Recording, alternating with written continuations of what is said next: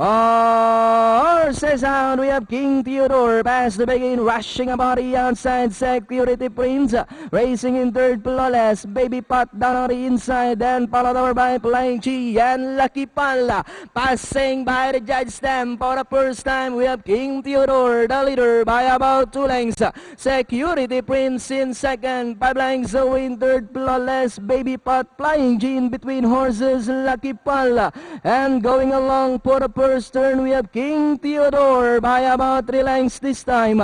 And in second remains Security Prince. 4 lengths away in third is Flawless. Moving up, Lucky Pal alongside to take third, and followed by Baby Pot and Flying G. Meanwhile, we have King Theodore still in front by about 4 lengths. Security Prince remains in second. Lucky Pal now in third. Baby Pot down on the inside fourth.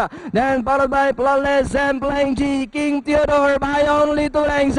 Then here comes Security Prince now in second. Lucky Pal, Baby Pot, Flying G also moving up in Flawless as they come down in the last 150.